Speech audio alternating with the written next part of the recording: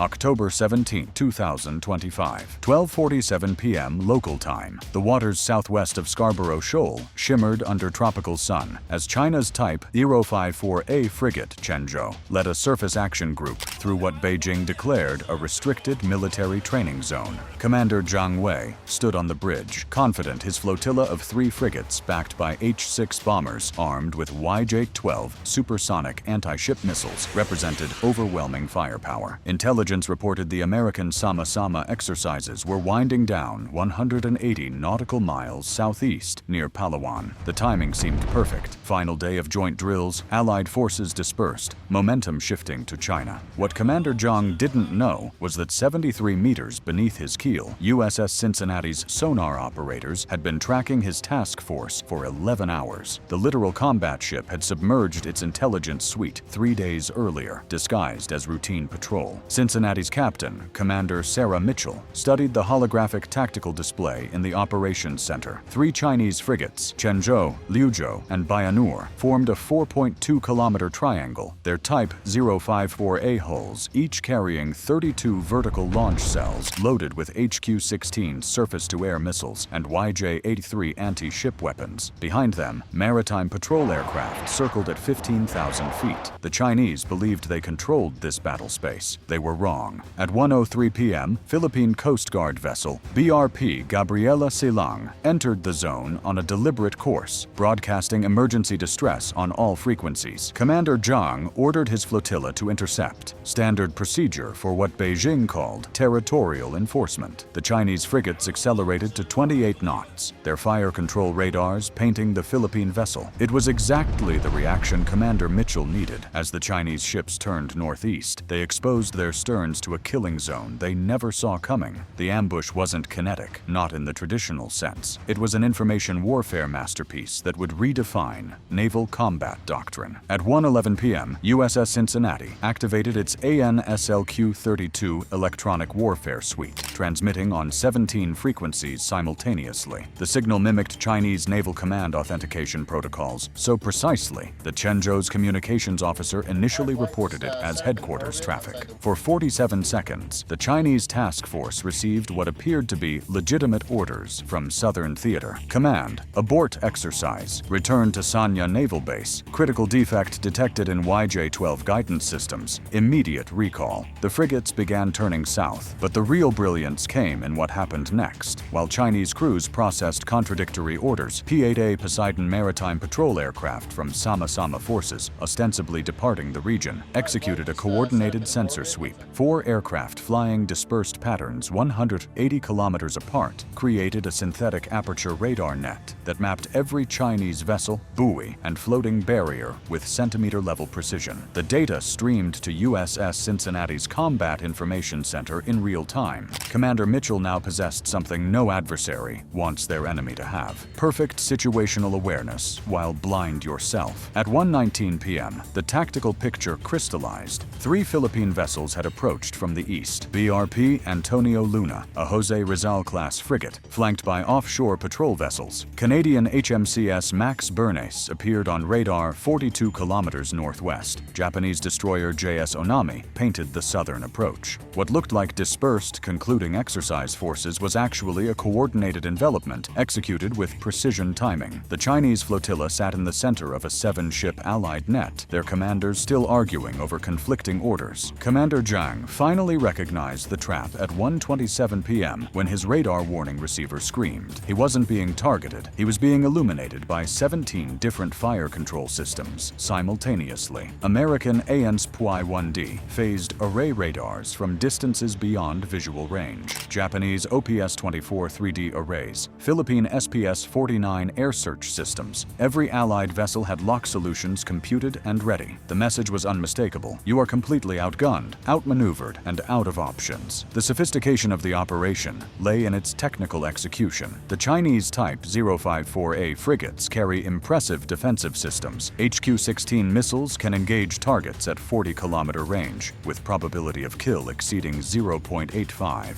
against subsonic threats. Their Type 382 ASA radars can track 400 targets simultaneously, but Allied forces had spent 12 days during Sama-Sama drilling one scenario scenario, overwhelming Chinese integrated air defense through distributed lethality. Instead of massed formation, ships operated as networked nodes. If Chenzhou engaged Antonio Luna, Cincinnati would fire. If targeting shifted to the Fuhrer, literal combat ship, Onami would launch. The Chinese faced not 7 individual ships, but a unified weapons system with redundant fire solutions on every target. At 1:33 p.m., H-6 bombers overhead received abort orders, genuine ones this time from actual Chinese command. Beijing had detected the situation through satellite reconnaissance and chose de-escalation. The bombers, each carrying 4 YJ-12 missiles capable of Mach 3+ flight and 400-kilogram warheads, turned west. Their mission profiles became irrelevant once Allied defenses were coordinated.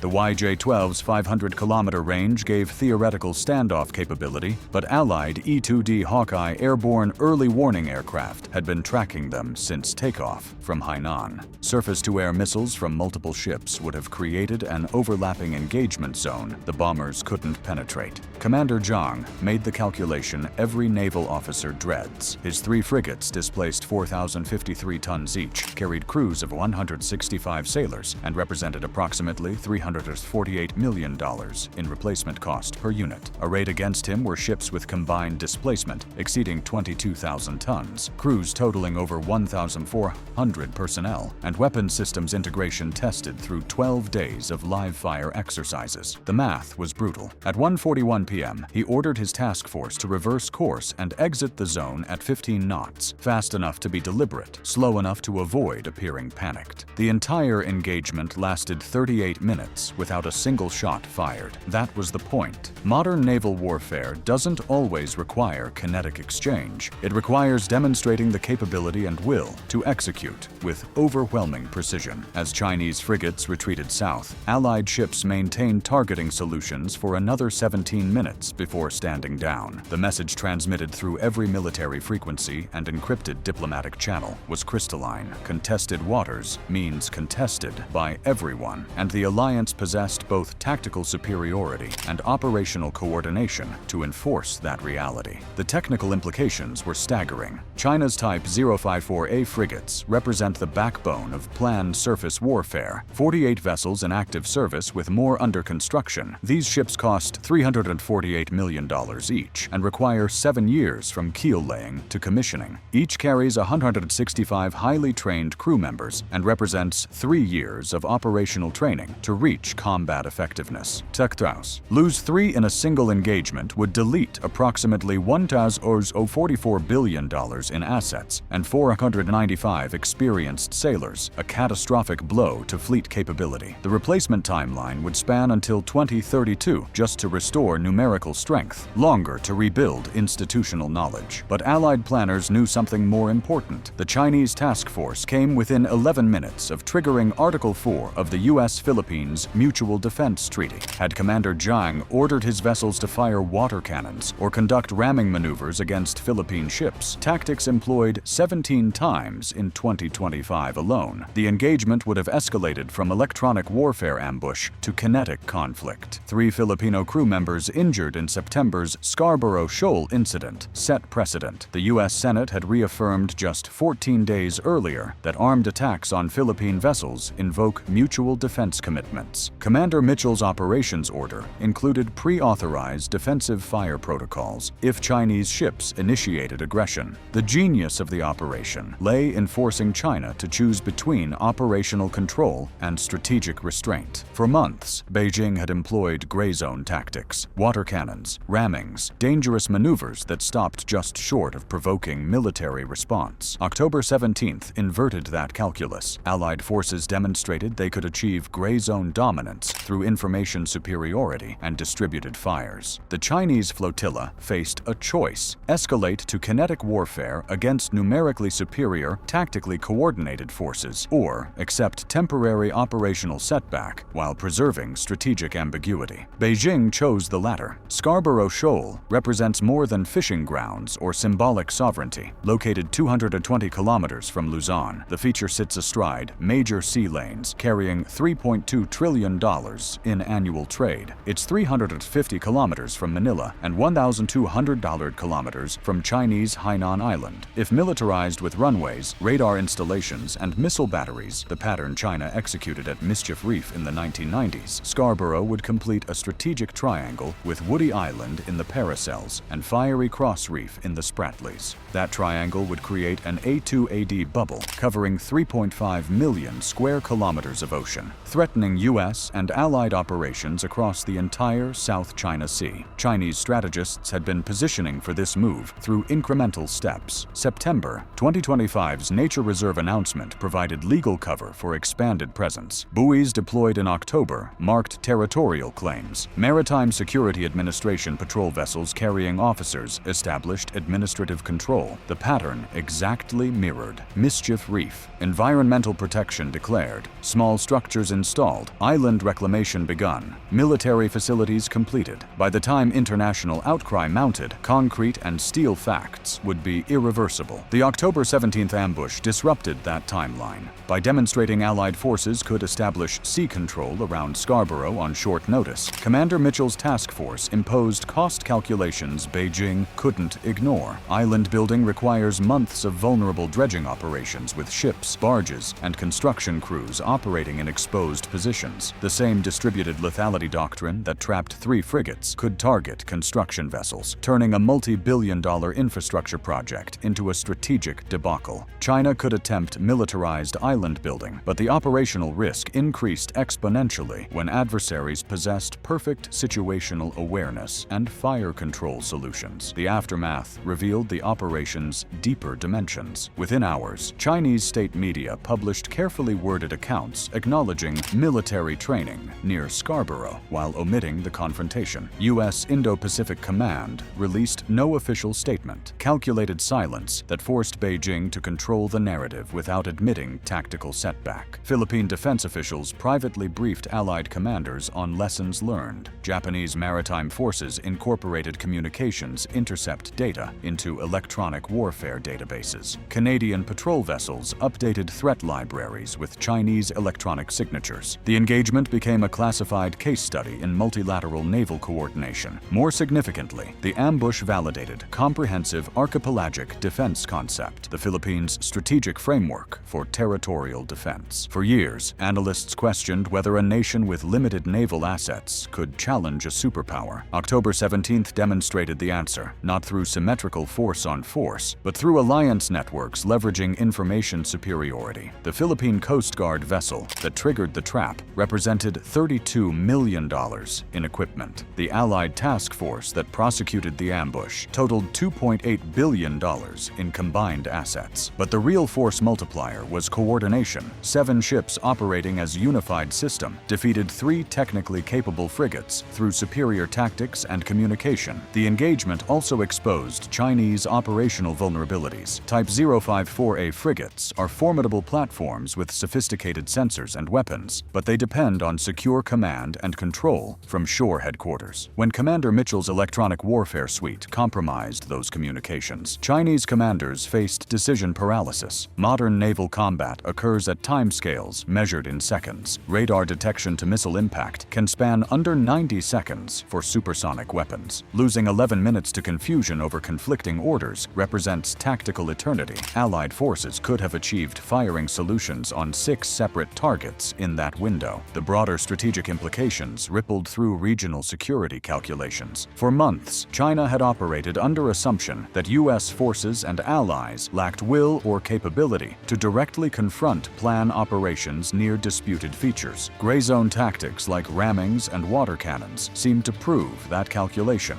17 incidents in 2025 with no kinetic response. October 17th shattered that assumption by demonstrating allies could not only contest Chinese operations, but do so with such tactical superiority that Beijing chose retreat over escalation. The timing amplified the impact. Sama-Sama 2025 had been the largest multilateral exercise in Philippine naval history. 10 nations, nearly 1,000 personnel, 12 days of live-fire anti-submarine, anti-surface, and air defense drills. China's decision to launch military training on the final day seemed calculated calculated to demonstrate resolve. Instead, it became proof that Allied forces could transition from exercise to operational tempo in under 2 hours. Ships dispersed across 180 nautical miles, reconstituted as tactical formation, established communications networks, computed firing solutions, and executed controlled encirclement before Chinese commanders understood their predicament. What makes this particularly significant is scale. The South China Sea hosts the world's busiest shipping lanes. Over 40% of global trade transits these waters annually. Roughly $5.3 trillion in commerce flows through annually, including 80% of China's energy imports. Taiwan Strait tensions add urgency. If conflict erupts over Taiwan, China would likely attempt to control South China Sea approaches to prevent U.S. intervention. Scarborough Shoal's strategic position makes it critical terrain in that scenario. By demonstrating Allied capability to contest Chinese control, the October 17th engagement imposed deterrence calculus that extends beyond territorial disputes into broader Indo-Pacific security architecture. The human dimension matters too. Commander Zhang Wei returned to Sanya Naval Base with his crews intact, but his operational record damaged. Chinese naval culture prizes aggressive defense of territorial claims. Retreating from inferior forces while superior assets stood off represents career-ending failure in most circumstances. Yet Zhang made the professionally correct decision, preserving his ships and crews while avoiding escalation that could trigger broader conflict. Modern warfare places unprecedented pressure on tactical commanders to make strategic decisions in compressed timeframes. Zhang had minutes to assess overwhelming tactical disadvantage and choose national interest over personal honor. Similarly, Commander Mitchell operated under constraints unimaginable to naval officers in previous eras. Her rules of engagement prohibited first use of force, but authorized defensive fire if Chinese ships attacked Philippine vessels. That's a razor-thin distinction when ships are maneuvering at close quarters with loaded weapons. She had to maintain aggressive tactical posture, achieve fire control solutions, communicate intent through electronic warfare, coordinate Allied movements, while ensuring no action crossed the threshold into kinetic engagement. Modern naval command requires simultaneous mastery of technology, tactics, diplomacy, and restraint. The technology deployed in those 38 minutes represents decades of R&D investment. ANSLQ-32 electronic warfare systems on U.S. ships cost $15 million per installation and require 18 months of crew training to employ effectively. P-8A Poseidon aircraft run $290 million each and carry sensor suites so sophisticated they can detect submarine periscopes from 40,000 feet altitude. Japanese Aegis destroyers integrate weapon systems worth $1.5 billion per ship. The Allied task force operated equipment totaling approximately $4.2 billion. And that's just hardware, excluding personnel training, operational maintenance, and support infrastructure. China's retreat doesn't signify permanent deterrence. It represents one data point in ongoing competition. The plan commissions roughly 23 major surface combatants annually compared to the U.S. Navy's 11. Chinese shipyards can produce Type 054A frigates in 24 months from order to delivery. Beijing views naval competition as marathon, not sprint, accepting tactical setbacks while building long-term capacity. Within 6 months, the 3 frigates involved in October 17th will likely return to Scarborough Shoal, possibly with different tactics informed by lessons learned. That's why the Allied response matters as much as the initial ambush. Multilateral exercises like Sama-Sama signal sustained commitment to regional security. The 12-day 2025 iteration involved more complex scenarios than any previous year. Combined maritime strikes, anti-submarine warfare in contested environments, live-fire gunnery against maneuvering targets. Those capabilities don't materialize overnight. They require years of interoperability training, standardized communications protocols, and mutual trust. China can build ships faster than the US, but it can't replicate the alliance networks that make those ships effective force multipliers. The future trajectory of competition in the South China Sea will hinge on which side learns faster from the events of October 17th and adapts its strategy accordingly. China now faces a critical choice: whether to accept new operational constraints around Scarborough Shoal or to risk a major escalation by resuming large-scale island-building projects, even after the Allied demonstration of credible sea control capabilities in the area. The United States and its regional allies, meanwhile, must determine whether they can maintain the intense operational tempo, coordination, and surveillance effort that made such precise tactical synchronization possible, or whether mounting budget pressures and shifting global commitments will gradually erode their readiness and deterrence posture. For the Philippines, the decision is equally consequential: whether to persist with its transparent diplomatic strategy, exemplified by the 47 formal protests lodged in 2025, or to pivot toward a more assertive, defense-oriented approach in asserting its territorial sovereignty. What's certain is that October 17, 2025 will be studied in naval war colleges for decades. The engagement demonstrated